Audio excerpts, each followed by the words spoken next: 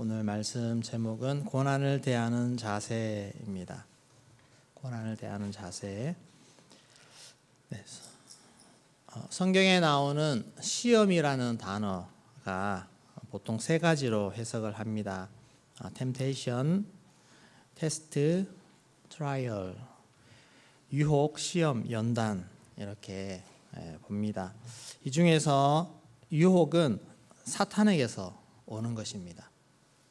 그리고 시험과 연단, 이것은 우리 하나님에게로부터 오는 것입니다. 하나님에게로부터 오는 것은 모든 것이 선한 것입니다. 그래서 사탄은 우리를 넘어뜨리는 것이 목적이지만 하나님은 넘어뜨리게 하는 것이 아니라 우리를 세우고자 하시는 것입니다. 지금보다 더 강한 모습으로 더 잘 세우기 위해서, 연단하시기 위해서 하나님 우리에게 시련을 주시고 연단을 허락하신다고 하는 것입니다.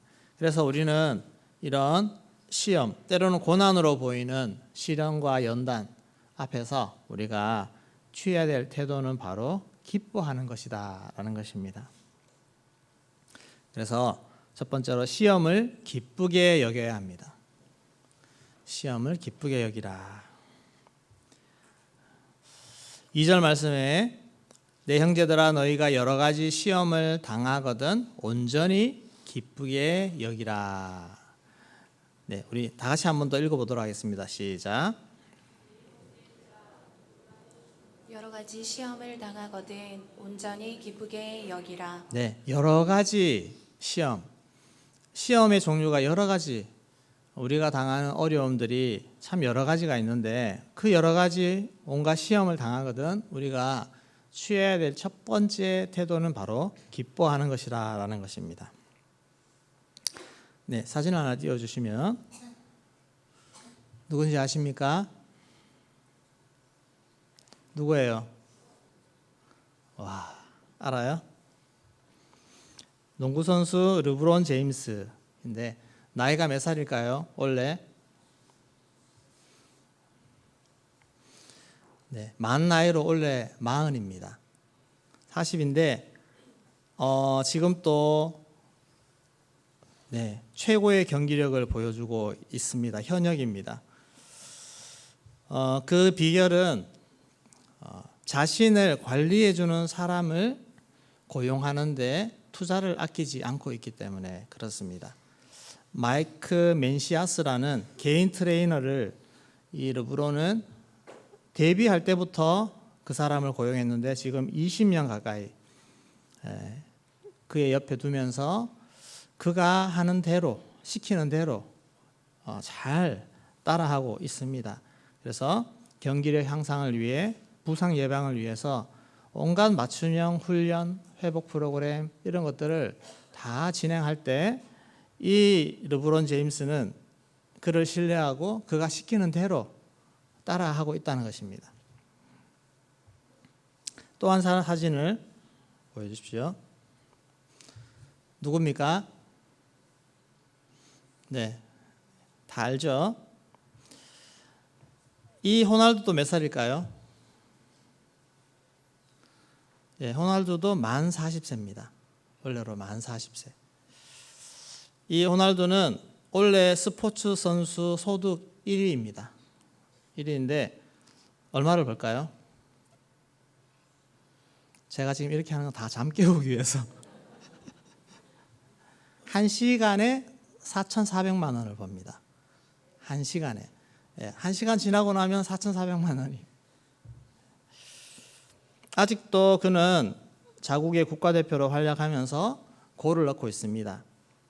이 호날두도 개인 트레이너, 물리치료사, 영양사 등으로 구성된 전문팀을 운영하고 있습니다. 그리고 철저한 관리 속에서 엄격한 식단, 수면 관리 이런 것들 자신이 고용한 전문가의 조언을 철저히 따르고 있다고 합니다. 나이가 이렇게 들었어도 운동선수로서 경기력 유지를 위해서는 혼자서는 불가능하다는 것입니다. 혼자 자기의 의지로서는 불가능하기 때문에 자신을 훈련시켜줄 전문가를 거액을 들여서 고용을 해서 그들의 조언을 따르고 그들의 스케줄을 따라서 합니다. 좋은 트레이너를 두는 것입니다. 여러분, 우리 인생의 좋은 트레이너는 하나님이신 줄로 믿습니다. 얼마나 좋습니까? 하나님은 우리 인생을 너무너무 잘 아시고 우리를 하나님의 큰 일꾼으로 귀한 일에 우리를 사용하기 위해서 하나님은 최고의 코스로 우리의 인생을 인도하고 있다고 하는 사실입니다. 우리가 지금 처해 있는 상황에서 어떻게 하면 잘 회복되고 어떻게 하면 더 좋은 모습으로 우리가 가야 될 것인가 하나님이 너무너무 잘 알고 있다는 것입니다. 그래서 하나님은 우리에게 고난을 주시기도 하고 연단을 주시기도 하신다는 사실입니다. 믿으시나요? 우리 하나님을 신뢰한다면 내 인생에 이렇게 펼쳐지는 모든 시험, 여러 가지 시험들이 올 때 우리의 태도는 기뻐하는 것입니다. 하나님이 나의 인생을 지금 가장 좋은 프로그램을 돌리고 계시는구나. 그래서 연단이 올 때 여러분 생각에 아직 내가 훈련이 덜 됐나? 지금까지 여러 연단과 훈련을 받으시고 좀 지쳐 계시는 분들은 아직도 내가 훈련이 덜 됐나? 나의 연세가 들어서 훈련을 받을 때도 그런 생각할 수도 있습니다. 그게 아니라 우리는 하나님이 아직도 내가 하나님 앞에서 쓰임받을 사명이 있구나. 그렇게 생각하시기를 바랍니다. 그러면 우리가 이 고난을 기뻐할 수가 있습니다. 하나님의 연단은 결국 나를 인내할 수 있는 사람으로 만들어줍니다. 오늘 3절 말씀을 같이 읽도록 하겠습니다. 이는 너희 믿음의 시련이 인내를 만들어내는 줄 너희가 알미라. 믿음의 시련이 인내를 만들어낸다라고 했습니다. 여러분, 인내는 길러지는 것입니다. 연단을 받아보지 못한 사람은 인내를 가지기가 어렵습니다. 힘겹고 어려운 과정들을 거치면서 그제서야 인내라는 것이 길러지는 것입니다. 하나님의 연단을 받으면 우리는 인내할 수 있는 사람이 됩니다. 끈기 없는 사람들이 참 많지 않습니까? 끈기 없는 사람은 선천적으로 끈기 없는 사람이 아니고 연단을 받지 않은 사람입니다. 훈련받지 않은 사람에게는 끈기가 없습니다. 목사님 말씀하셨던 초심, 중심, 전심, 끝심, 뒷심, 이게 다 뭡니까? 끈기입니다. 인내입니다. 인내하고 이 마음을 지켜나가는 것이 우리 인생이라는 것입니다. 하나님의 축복받는 인생에는 반드시 인내가 필요합니다. 인내하면서 우리의 인생을 살아가야 합니다. 그리고 이 인내를 기르게 하는 것이 바로 시험이라는 것, 연단이라고 하는 사실입니다. 그래서 우리는 우리 인생의 어려움들, 여러 가지 어려움들이 있습니다.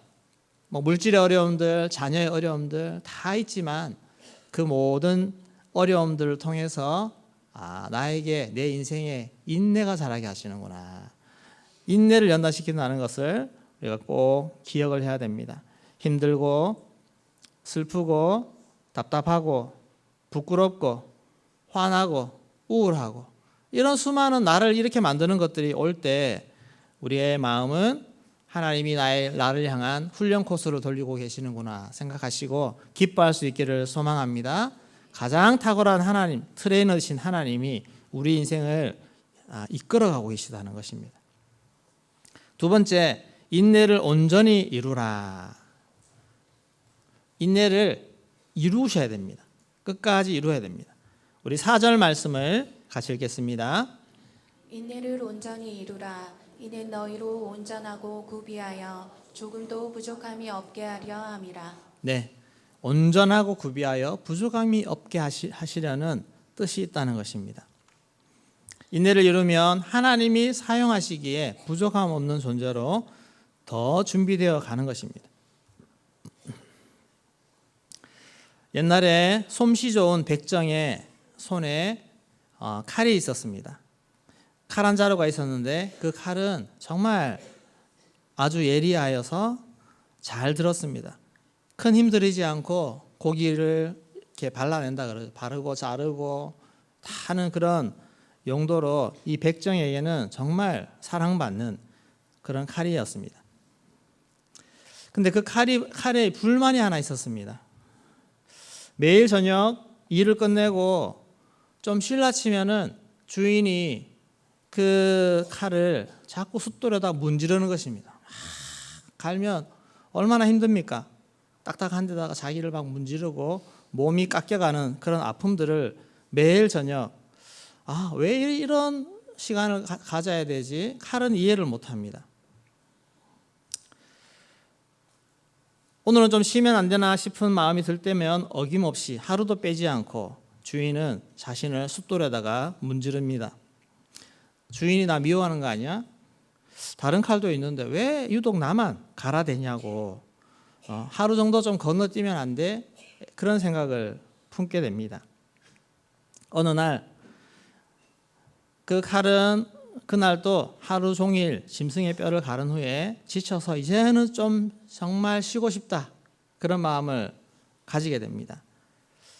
그런데 주인은 어김없이 숫돌을 꺼내 들고 가려고 합니다.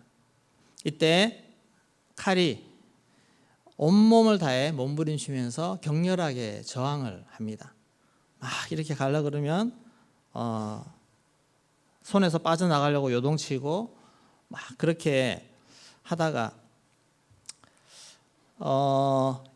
주인이 이 칼을 가는데 얼마나 힘들었는지 막 그렇게 하다가 손을 베고 말았습니다. 주인 또 이상하게 생각했습니다. 이 칼이 왜 이러지?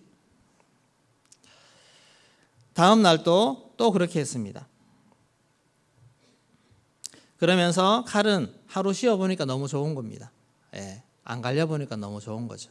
그래서 칼은 생각했습니다. 이렇게 힘들게 반항하면 주인이 포기하겠지.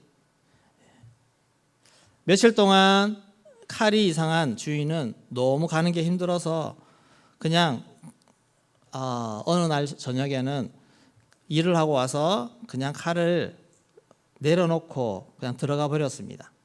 칼은 뛸 듯이 기뻤습니다. 이제 자신의 고집과 반항이 통했다고 생각했습니다. 그리고 칼은 마침내 달콤한 안식을 얻었습니다. 그런데 며칠이 지나자 이 칼은 점점 무뎌져 갔습니다. 고기를 자를 때마다 예전과 같이 쓱쓱 나가지 않고 자기 스스로도 느끼는 것입니다. 이게 걸린다는 느낌. 어느 날 그러던 주인은 짐승의 뼈를 잘 발라내지 못해서 크게 애를 먹었습니다. 주인은 다시 숫돌을 꺼내서 갈아보려 했지만 이미 이 칼은 이 반항이 몸에 배었고 너무 쉬는 것이 너무 몸에 젖어 들어가지고 끝까지 한 번 더 반항을 합니다. 순종하지 않았습니다. 주인은 한숨을 쉬면서 그 칼을 내려놓았습니다. 그리고 구석에 있던 다른 칼을 집어들었습니다.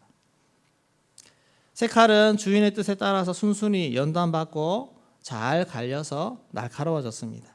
이제 그 칼이 주인의 손에 딱 맞는 칼이 된 것입니다. 이전의 칼은 이제 먼지 쌓인 구석에 놓이게 되었습니다. 그리고서 느낍니다. 주인이 왜 나를 잡지 않지? 그러면서 깨닫게 됩니다. 자신이 더 이상 주인에게 이제 필요한 존재가 아니구나. 그토록 피하고 싶었던 숫돌의 연단, 아픔을 피했더니 이제 선택받지 못한 것입니다. 그러면서 깨닫습니다. 자신을 귀하게 쓰임받게 했던 유일한 방법이 연단이었구나. 그렇게 후회하며 녹슬어 갔다고 하는 전설 따라 삼천리 이야기입니다. 하나님이 사용하시는 사람은 반드시 연단하시는 줄로 믿습니다. 연단을 싫어하면 우리는 쓰임받지 못하는 쓸모없는 인생이 됩니다. 우리에게 연단이 있다는 것은 우리에게 사명이 있구나. 하나님이 나를 사용하시는구나. 그렇게 생각을 하셔야 됩니다. 사명이 끝나면 연단도 멈춥니다.